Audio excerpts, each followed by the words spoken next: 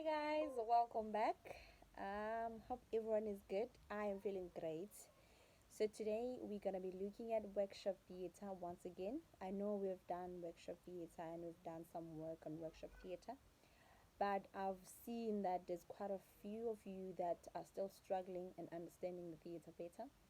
And then I've decided to give you one more lesson just to give you more information and give the others to get more information and understand the theater better. Hopefully, by the end of this lesson, everyone will have a better understanding and have more information and understand the theater better. Right. So, what we're going to be focusing on today is quite a few of things. We're going to just firstly, we're going to have to look at what is workshop theater. We're going to look at the structure of workshop theater. We're going to look at the style of performance, the themes that are covered or the themes that are common in the workshop plays, and the methods that are used on workshop theater. Okay, so what is workshop theater? I'm sure some of you know a workshop theater, but I'm just gonna explain it to you again. So when we're looking at a workshop theater is a type of play that is created by a group of people or a group of actors, which then they reflect on everyday life issues, which simply means that the plays or the stories that are produced in a workshop theater, they are focusing on the things that we face in everyday life. And a group of actors, they come together with their different stories or different issues that they share or that they face. They combine these stories to come up with one performance or to come up with one play. Okay. And it has more to do with life than literature. So there is no script that is there that guides actors or that the actors follow in a workshop theater. The plays or the productions are improvised. So since it's more to do with life than literature, so there's no written script, there's no books, there's nothing that is there that's under literature. So everyday life issues or the way or the things that we face in our life, that what the play constitute of, with just the interaction and the way we live with other people. That's basically workshop theater. Okay, and it involves everyone. So it doesn't matter if you are educated or you're not educated. It involves each and everyone since it deals with everyday life situations, right? So that's basically just a brief um, explanation of what is a workshop theater, right? And then when we're looking at the structure, then the structure of the theater, it draws on oral forms or traditional oral forms. So since there is no script or since there were no scripts, it was oral. It used oral tradition forms, which simply means that the storytelling, the way the plays were performed, it used storytelling, it used narration. So the traditional oral forms were just the basic way of performing the workshop play. And it's episodic, which means that it draws or emphasizing storytelling, and the stories are broken down into short scenes. Okay, so you won't find like long scenes, just short scenes, because it's mostly storytelling. So you're gonna find an actor telling their story. So instead of having actors having a long chain of stories in one scene, so the scenes are just broken down into short versions or short sections, right? And it's changing.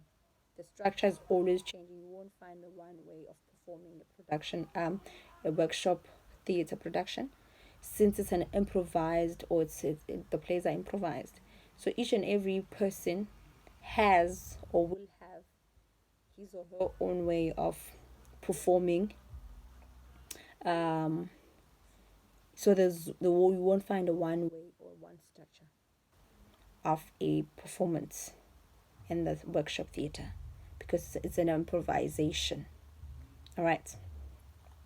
And then again, when we're looking at the style of the performance, so when we looking at the style of the performance, it's very physical, which simply means that the actors use their bodies or rely more on their bodies to convey a message rather than to rely on props, costumes, or settings. But they use their bodies. It's very physical. They use their bodies to show or present or convey any message they want to put across with their plays. And it's musical. So workshop plays, they're musical, involves music, involves dance. I'm sure quite a few, or I'm sure some of you can relate or can agree with me if they've seen a workshop plays. Most of the workshop plays, they involve music. There's a lot of singing, there's a lot of dance. Like when you're looking at Sarafina, when you're looking at Sapphire Town, or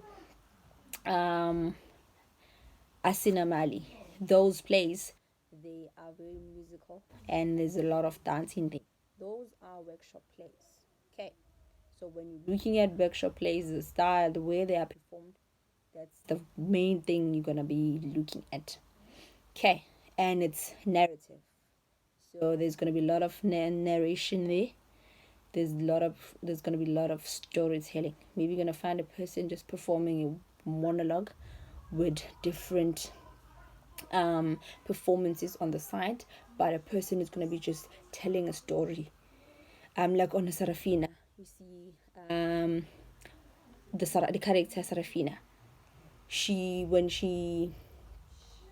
mostly plays the character of Mandela, and she'll tell stories, or she'll be given that spotlight or that one position where she's just being in that main character and presenting that one narration, or that providing that performance.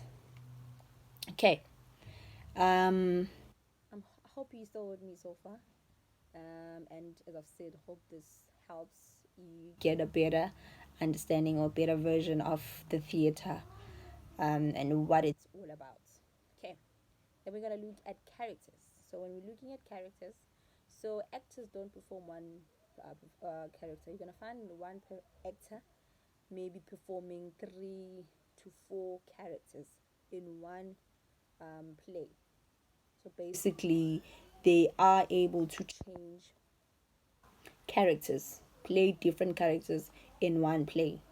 That's the kind of characters you're gonna find in a workshop theater productions. And then the common methods that I used, we find method of observation, selection, and improvisation. So under improvisation, that's where the scenes, or that's where the stories are then acted out just on the spot, without being directed or without being told how to perform them, but just the way you understand them, you just perform on the spot. And then the selection, so it's not that every situation or issues that are they perform every issue, but they are selected. They select the sections that they will need in that play. So that's basically under selection. They select those sections they need for the play or for the production. And then under observation, it's basically when they do research, devising process. They just go there, observe people, do interviews, get more information, and yeah, then That's workshop theater for you guys. Thank you so much.